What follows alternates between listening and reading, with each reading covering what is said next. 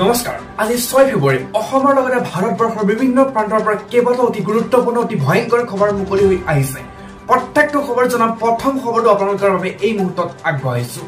আজিৰ প্ৰথম খবৰটো লাখ লাখ মহিলাৰ বাবে বিশেষ 10 ফেব্ৰুৱাৰী সোমবাৰে দিনটো বিশেষ কিয়নো হিমন্ত বিশ্ব শৰ্মাই লাখ লাখ মহিলাৰ বাবে দিছে কোটি কোটি টকা এই মুহূৰ্তৰ বৃহৎ ডাঙৰ খবৰ 10 ফেব্ৰুৱাৰী এইবাৰ সোমবাৰ কিন্তু 10 ফেব্ৰুৱাৰী এইবাৰ সোমবাৰে এক বৃহৎ ডাঙৰ খবৰ আহিছে মনত ৰাখক 9-10 ফেব্ৰুৱাৰীত এই দিনটোত আপোনালোকে লাখ লাখ লোকৰ একাউণ্টত ধন জমা হ'ব 10 ফেব্ৰুৱাৰীত লাখ লাখ লোকৰ একাউণ্টে সোমাব টকা 10 ফেব্ৰুৱাৰীত সকলো লোকৰ বেংক একাউণ্টত ধন সোমাই দিব হিমন্ত চৰকাৰে আৰু 10 ফেব্ৰুৱাৰী পুৱাতে লাভ কৰিব এতিয়া আপোনালোকে ধনসমূহ আৰু এই মুহূৰ্তত বৃহৎ ঘোষণা কৰিছে ৰাজ্যৰ মুখ্যমন্ত্ৰী হিমন্ত বিশ্ব শৰ্মা দ্বিতীয়টো খবৰ কৃষকৰ একাউণ্টতো সোমাব ধন এই মুহূৰ্তত PM কিষাণ সন্মান নিধি 19 নং কিস্তিক লৈ এক ডাঙৰ খবৰ কোনে পাব ধন আপুনি এই কাম কৰি লওক আপুনিও একাউণ্টত সোমাব ধন নহলে নোসোমাব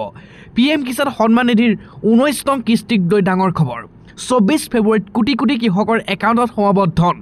পুৱাতেই 19 নং কিস্তি 2000 টকাকৈ লাভ কৰিব কৃষকসকলে পুৱাতে 19 নং কিস্তি 2000 টকা লাভ কৰিব সকলো কৃষকে DBT যোগে লাভ কৰিব এই ধন প্ৰকাশ পাইছে ধন লাভ কৰা হিতাধিকাৰীৰ তালিকা ধন লাভৰ পূৰ্বে আপুনি EKYC কৰি লোৱাটো বাধ্যতামূলক কৰিছে এই মুহূৰ্তত তালিকা চাই ল'ব পাৰিব আপোনাৰ নাম আছে নে নাই ধন লাভৰ বাবে কৃষকে EKYC কৰাটো অত্যন্ত বাধ্যতামূলক কৰিছে ধন মুকলাই দিয়াৰ পূৰ্বে আপডেট কৰক আপোনাৰ বেংক একাউণ্ট PM কিষাণ এপৰ জৰিয়তে আপুনি কৰিব পাৰিব EKYCৰ সকলো ধৰণৰ কাম কাজ পাছৰ খবৰ এইবাৰ গৰমৰ দিন আহি আছে কিন্তু গৰমৰ দিনত আপুনি 1 টকা বিদ্যুতৰ বিল দিব নালাগে PTP আঁচনিৰ জৰিয়তে শূন্য হ'ব আপোনাৰ বিল আৰু উল্টাই আপুনি টকাহে পাব এইবাৰ গৰমৰ দিনত আপুনি 1 টকা বিল দিব নালাগে ফ্ৰিজ চলক AC চলক TV চলক ৱাশ্বিং মেচিন চলক মটৰ চলক সকলো চলক কিন্তু আপুনি 1 টকা বিল দিব নালাগে উল্টাই আপুনি টকা লাভ কৰিবহে এইবাৰ গৰম দিনত বিদ্যুতৰ বিল দিব আপুনি নালাগে স্মাৰ্ট মিটাৰ অভিযোগৰ মাজতে আহি গ'ল ডাঙৰ খবৰটো এতিয়াৰ পৰা বিদ্যুতৰ বিল শূন্য হ'ব আপোনাৰ স্মাৰ্ট মিটাৰত নতুন বছৰতে প্ৰতিটো পৰিয়ালৰ বাবে ডাঙৰ খবৰ PTP আঁচনিৰ জৰিয়তে শূন্য হ'ব এতিয়া বিল 7টা পদ্ধতিৰে কৰিব লাগিব এই কাম প্ৰথমে প্ৰধানমন্ত্ৰী সূৰ্য ঘৰ উপভোক্তা ট্ৰেডিং প্লেটফৰ্মত পঞ্জীয়ন কৰিব লাগিব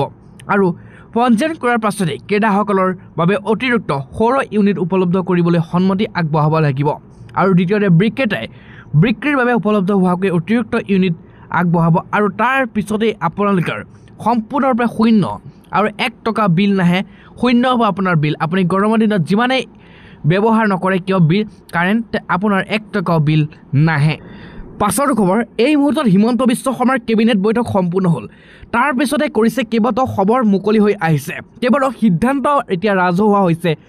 প্ৰথমতে কৈছে পৌৰসভা পৌৰ নিগমৰ অনিয়মীয়া চৰকাৰী চাকৰিয়ালৰ চাকৰি নিয়মীকৰণক লৈ এক ডাঙৰ সিদ্ধান্ত গ্ৰহণ কেবিনেটৰ লগতে আৰু বৃহৎ ঘোষণা হিমন্ত চৰকাৰৰ কেবিনেটৰ এই মুহূৰ্তত হিমন্ত বিশ্ব শৰ্মাৰ কেবিনেটে কেইবাটাও বৃহৎ সিদ্ধান্ত দিছপুৰ লোকসেৱা ভৱনত সম্পূৰ্ণ হ'ল অসম চৰকাৰ কেবিনেট বৈঠকত অধ্যক্ষতা মুখ্যমন্ত্ৰী হিমন্ত বিশ্ব শৰ্মাৰ আৰু হিমন্ত বিশ্ব শৰ্মাৰ অধ্যক্ষতাত কেবিনেট বৈঠকত বৃহৎ সিদ্ধান্ত আজিৰ কেবিনেটত কেইবাটাও গুৰুত্বপূৰ্ণ সিদ্ধান্ত গ্ৰহণ কৰিছে হিমন্ত বিশ্ব শৰ্মা চৰকাৰে এই মুহূৰ্তত কি ঘোষণা কৰিলে পৌৰসভা আৰু পৌৰ নিগমৰ অনিয়মীয়া চাকৰিয়ালসকলৰ চাকৰি নিয়মীকৰণক লৈ ডাঙৰ সিদ্ধান্ত গ্ৰহণ কৰিছে হিমন্ত বিশ্ব শৰ্মা চৰকাৰে 2013 চনৰ 4 ছেপ্টেম্বৰ পূৰ্বে 71খন পৌৰসভাৰ আৰু 1024 গৰাকী চৰকাৰী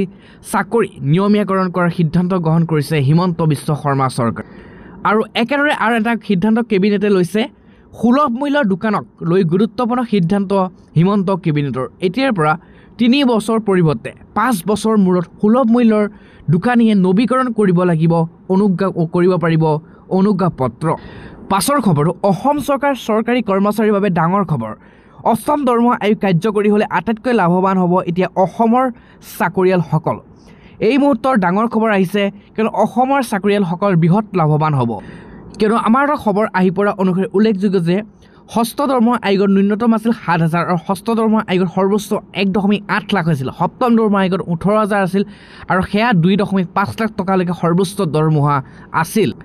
কিন্তু এতিয়া কথা আহি পৰিছে অষ্টম দৰমহা আয়োগ আৰু অষ্টম দৰমহা আয়োগৰ মতে ন্যূনতম দৰমহা হ'ব পাৰে 35,000 পৰা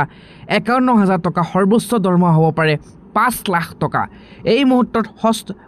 এতিয়া অষ্টম দৰমহা আয়োগৰ অধীনত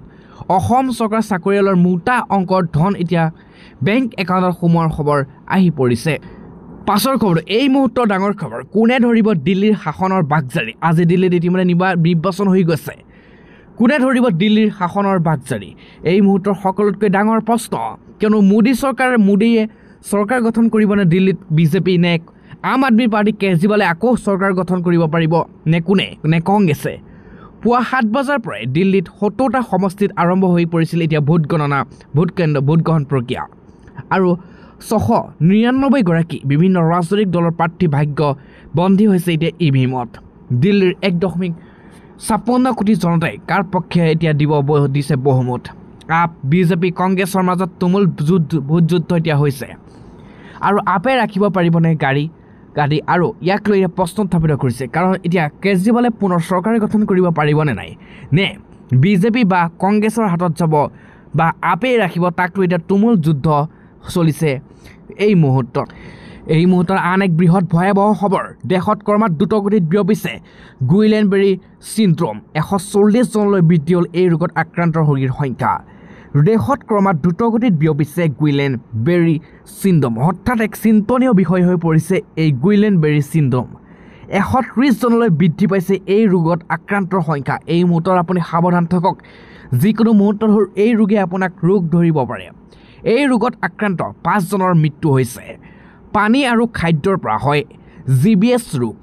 বাহিৰত খাদ্য বা পানী সেৱন কৰোঁতে আপুনি সাৱধান হওক কাৰণ আপোনাৰ হ'ব পাৰে এতিয়া জিবিএছ ৰোগ অতি মাৰাত্মক অতি ভয়াৱহ ৰোগ এই ৰোগবিধ কিয়নো ইফালে আহি আছে ফাগুনৰ পাছত অধিক হ'ব পাৰে এই ৰোগৰ প্ৰাদুৰ্ভাৱ বৃদ্ধি হ'ব পাৰে শ্ৰম ৰোগ শ্বাস প্ৰশ্বাসজনিত ৰোগ ইত্যাদি